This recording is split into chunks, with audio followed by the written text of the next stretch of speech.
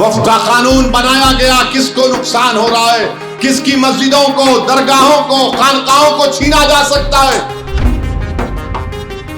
अगर भारत की पार्लियामेंट में असदुद्दीन ओवैसी के साथ अख्तरुल ईमान और इम्तियाज जलील भी आ जाते, हम तीन होते, तो शायद नरेंद्र मोदी ये काला वफ्द का कानून नहीं लेकर ला सकते थे।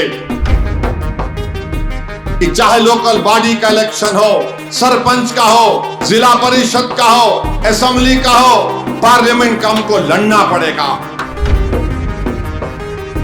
और ये तमाम जो मजलिस के मुखालिफिन जानते हैं, एक बार मजलिस जीती तो फिर उसको नहीं रोक सकते।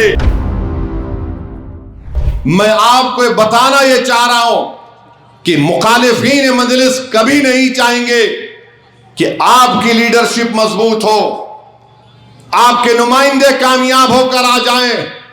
और मैं आपको बता रहा हूं बड़ी जिम्मेदारी के साथ और बड़ी तकलीफ में बता रहा हूं, अगर भारत की पार्लियामेंट में असदुद्दीन ओवैसी के साथ अख्तरुल ईमान और इम्तियाज जलील भी आ जाते, हम तीन होते, तो शायद नरेंद्र मोदी ये काला वफ्द का कानून नहीं लेकर ला सकते थे। अगर हमारे नुमाइंदे जीत कर आएंगे तो हमको बर्बाद करने के कानून बनाने से पहले कोई सोचेगा। वफ्द का कानून बनाया गया, किसको नुकसान हो रहा है, किसकी मस्जिदों को, दरगाहों को, खानकाहों को छीना जा सकता है।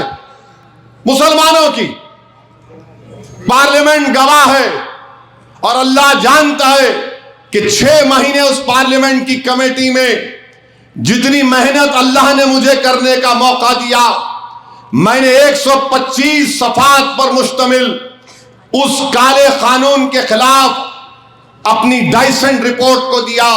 44 तरमीमात को भारत की आईन का सुप्रीम कोर्ट के हवाला देकर उसकी धज्जियां उड़ाकर कहा कि कानून संविधान के खिलाफ है, ये वक्त बचाने के लिए नहीं लाया जा रहा है, मुसलमानों की मसाजिद को छीनने के लिए बनाया जा रहा है। मेरे अजीज दोस्तों और बुजुर्गों, इसीलिए हम आपसे कह रहे हैं कि चाहे लोकल बॉडी का इलेक्शन हो, सरपंच का हो, जिला परिषद का हो, असेंबली का हो, पार्लियामेंट का हमको लड़ना पड़ेगा। और अगर हम नहीं लड़ेंगे तो फिर हम जीतेंगे कैसे? आज नहीं जीते कल जीतेंगे। सालारे मिल्लत अल्लाह उनकी मग़फ़िरत करे, पहला पार्लियामेंट का इलेक्शन कितने वोट से जीते थे सालार? मालूम आपको कितने वोट से जीते थे?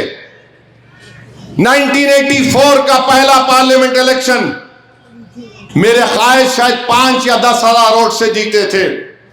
और ये तमाम जो मजलिस के मुखालिफिन जानते हैं, एक बार मजलिस जीती तो फिर उसको नहीं रोक सकते, क्योंकि मजलिस जब जीतती है तो अवाम को धोखा नहीं देती, अवाम को बताती है ये तुम्हारी ताकत है और इस ताकत का इस्तेमाल इस तरीके से किया जा सकता है, आपके मसाइल के हल के लिए किया जा सकता है।